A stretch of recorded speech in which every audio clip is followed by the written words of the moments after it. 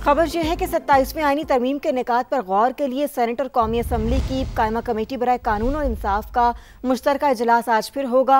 मुसल्लह अफवाज के मुतालिक आर्टिकल 243 में मुजवज़ा तरमीम ज़ेर बहस आएंगी। सदर मुमलिकत और वज़ीर आज़म को ताहियात मुकदमात और गिरफ्तारी से इस्तिस्ना की तजवीज़ पर भी गौर होगा। मजीद जानते हैं इस्लामाबाद से समा के नुमाइंदे सुहेल रशीद से। जी सुहेल, इस हवाले से मजीद क्या डिटेल्स हैं आपके पास, बताइएगा।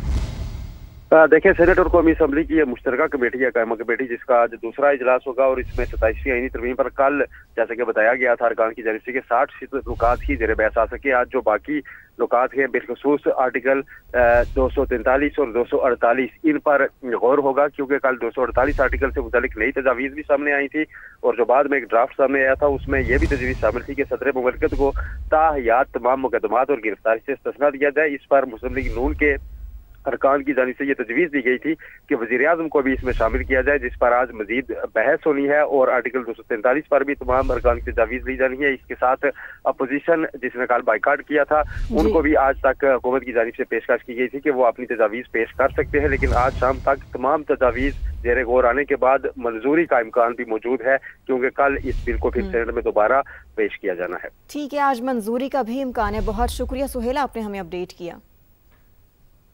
दूसरी जानिब थल जीप रैली का आज final round, 35 racers in action होंगे। विमेन कैटेगरी के मुकाबले भी आज होंगे। मजीद जानते हैं कोटअद्दू में समा के नुमाइंदे ताहिर शफीक से। जी ताहिर, अपडेट कीजिएगा।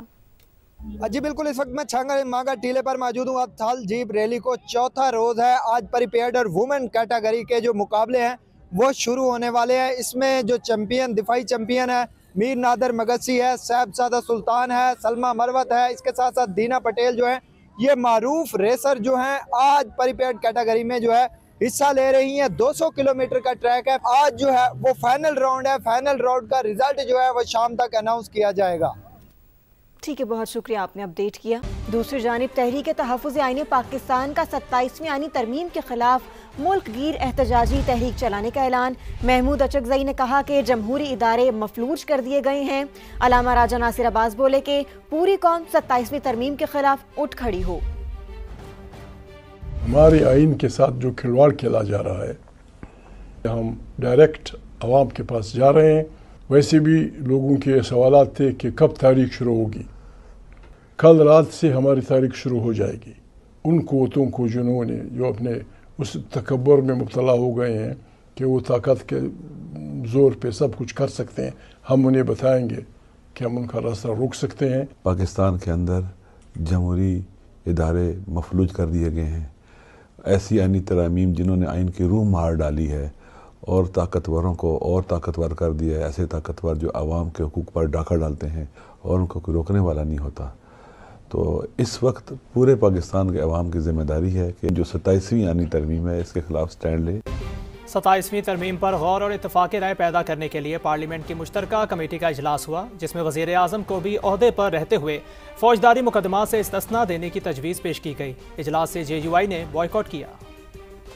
27वीं आईनी तरमीम मुश्तरका पार्लिमानी कमेटी बराए कानून इंसाफ में पहुँच गई। फारूक एच नाइक की ज़ेर सदारत मुश्तरका पार्लिमानी कमेटी का तवील खसूसी इजलास, JUI का शिरकत के बाद बाइकाट। आलिया कामरान का कहना था जो चीजें 26वीं तरमीम में निकलवाई थीं वही दोबारा 27वीं तरमीम के मुसवदे में शामिल कर दी गई हैं। हुकूमती अरकान ने JUI को अपनी तजावीज़ लाने की पेशकश भी की, मगर बाइकाट खत्म न हुआ। अगर दोबारा उसको लेके आ रहे हैं तो मेरे ख्याल में वो अखलाकी तौर पे भी, सियासी तौर पे भी और बहुत सारी चीज़ों के तौर पे से जो गिरी हुई हरकत है, ऐसा नहीं होना चाहिए। हुकूमती सेनेटर ज़नुशा रहमान और खलील ताहिर संधू ने आर्टिकल 248 में भी तरमीम तजवीज़ कर दी। कहा सदर मुमलिकत की तरह वज़ीर आज़म पाकिस्तान को भी ओहदे पर होते हुए मुकदमात से इस्तिस्ना दिया जाए। वज़ीर कानून आज़म नज़ीर तारड़ ने मीडिया को बताया कि तमाम अराकीन के एतराज़ात खुले दिल से सुन रहे हैं। 60% नुकात पर बहस मुकम्मल हो चुकी।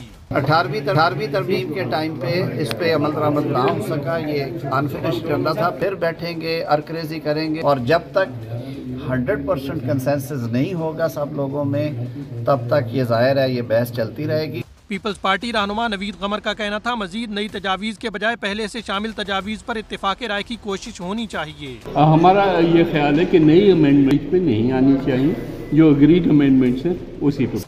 PTI अरकान कायमा कमेटी से पहले ही मुस्ताफ़ी हैं। अहम मामले पर भी इजलास में शिरकत न की। मुश्तरका कमेटी का खसूसी इजलास इतवार दिन 11 बजे दोबारा शुरू होगा। वफाकी आईनी अदालत का क़याम भी 27वीं तरमीम का हिस्सा। मुजवज़ा आईनी तरमीम के मुताबिक वफाकी आईनी अदालत कायम की जाएगी। चीफ जस्टिस वफाकी आईनी अदालत की मुद्दत मुलाजमत 3 साल और रिटायरमेंट की उम्र 68 बरस होगी।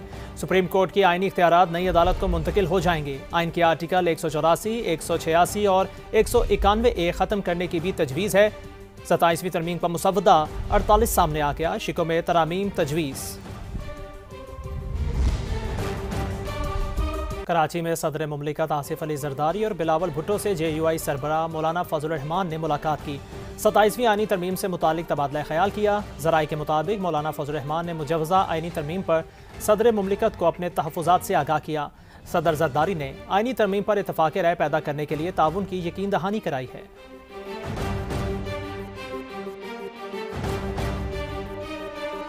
आगे बढ़ें और आपको बताएं कि वज़ीर-ए-आज़म शहबाज शरीफ दौरा अज़रबैजान मुकम्मल करके बाकू से इस्लामाबाद पहुंच गए। 2 रोज़ा दौरे में वज़ीर-ए-आज़म ने सदर अज़रबैजान, तुर्की और कतर के रहनुमाओं से मुलाकात की। वज़ीर-ए-आज़म ने अज़रबैजान के जौम फतह की परेड में शिरकत की, जहां तुर्क सदर रजब तैयब एर्दोआन और अमीर कतर समेत दीगर रहनुमाओं से मुलाकात हुई।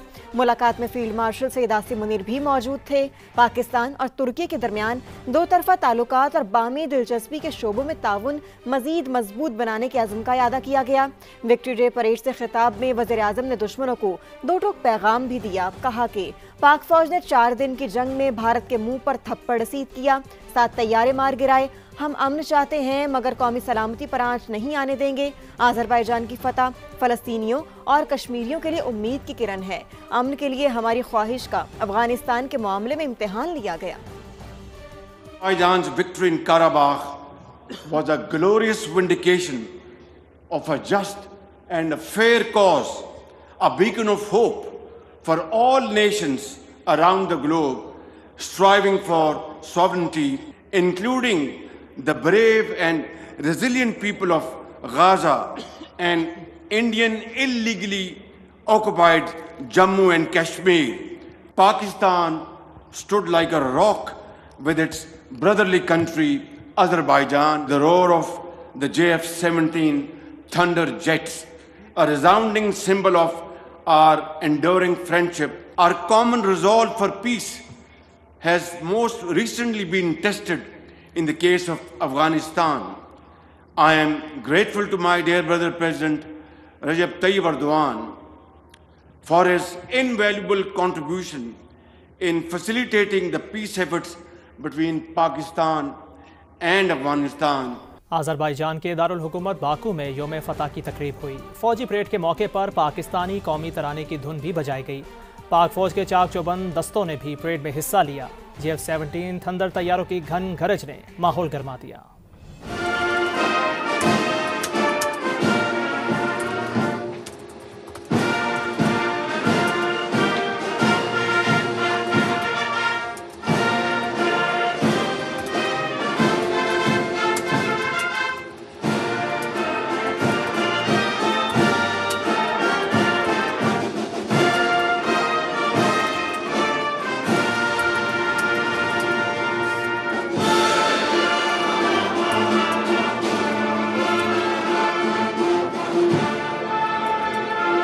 JF-17 multifunctional fighter jets continues the aviation demonstration in V-shaped formation. The group is led by Colonel Novros Tahirov, holder of the Order for Service to the Motherland.